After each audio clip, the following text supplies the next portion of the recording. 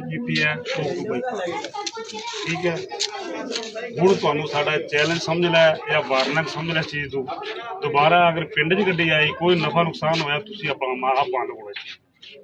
ठीक है। अगर तुसी कोक नहीं लैके आओगे असी नहीं पीवा असी मर नहीं जाना ठीक असी दूजी बोतल पीले कोक असी नहीं बढ़न देनी पिंड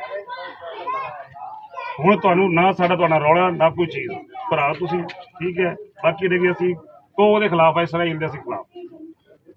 जिन्ना भी कोशिश हो सके असी नुकसान पहुँचाइए कुछ तो साढ़े गैरत होनी चाहिए है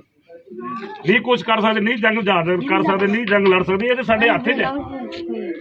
अगर कोई दुकानदार नहीं मानेगा नहीं करेगा उसकी बोतल मैं बल्कि सारे बाढ़ के सीधे हल्फ लवांगे चीज़ का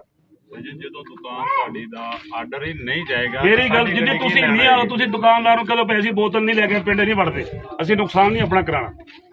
ਹੁਣ ਪਿਆਰ ਮੁਹੱਬਤ ਨਾਲ ਸਮਝਾ ਰਹੇ ਮੈਂ ਬਲਕਿ ਡੰਡੇ ਵੀ ਉੱਥੇ ਰਖਾਏ ਨੇ ਠੀਕ ਹੈ ਝੰਡੇ ਵੀ ਮੁੰਡਾ ਲੈਣਗਾ ਤੁਸੀਂ ਜਲਦੀ ਆ ਗਏ ਹੋ अच्छे तरीके ਨਾਲ सिस्टम बनाना सीगा ठीक है। बाकी ਤੁਹਾਡੀ ਮਿਹਰਬਾਨੀ ਤੇ ਦੁਬਾਰਾ ਅਗਰ ਤੁਸੀਂ ਪਿੰਡ ਵੜੋਗੇ ਫਾਇਦਾ ਕੋਈ ਰੌਲਾ ਨਹੀਂ ਅਗਰ ਦੁਕਾਨਦਾਰ ਕਹੇਗਾ ਤੁਹਾਨੂੰ ਤੁਸੀਂ ਕਹਿ ਸਕਦੇ ਹੋ ਭਾਈ ਤੁਸੀਂ ਪਿੰਡ ਸਹੀ ਕਰੋ ਅਸੀਂ ਗੱਡੀ ਲੈ ਕੇ ਜਾਂਦੇ ਬਸ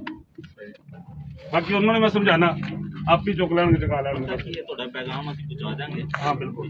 ਅਗਰ ਉਹ ਭੇਜਣਗੇ ਕਿਉਂ हाँ बिल्कुल एक मिनट मेरी गल सुन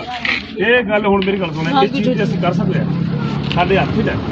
कितना जुल्म हो रहा है की हिसाब किताब हो रहा है बच्चे आंगे लस पर कच्ची कर दो सारे चीज़ वो बैठते जा भाई ਆਪਾਂ बैठते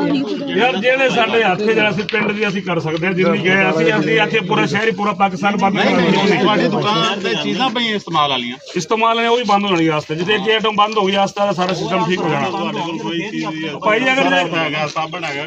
ਕਾਫੀ ਚੀਜ਼ਾਂ ਨੂੰ ਬ੍ਰਾਂਡ ਕਾਫੀ ਨੇ ਸਾਨੂੰ ਪਤਾ ਕਾਫੀ ਚੀਜ਼ਾਂ ਨੇ ਮੇਨ ਚੀਜ਼ ਜਿਹੜੀ ਅਸੀਂ ਇਹ ਬੰਦ ਉਹ ਵੀ ਹੋ ਜਾਣੀ ਬੰਦ बाकी ठीक है ਤੁਹਾਨੂੰ मैं कह दिता ਹੁਣ फिर कल ਨੂੰ ਤੁਸੀਂ ਪਿੱਛੇ ਏਜੰਸੀ ਨੂੰ ਆਪਣਾ ਸਕਦੇ ਹੋ भाई 45 ਚੱਕ ਦਾ ਵੀ ਇਹ ਸਿਸਟਮ ਬਣ ਗਿਆ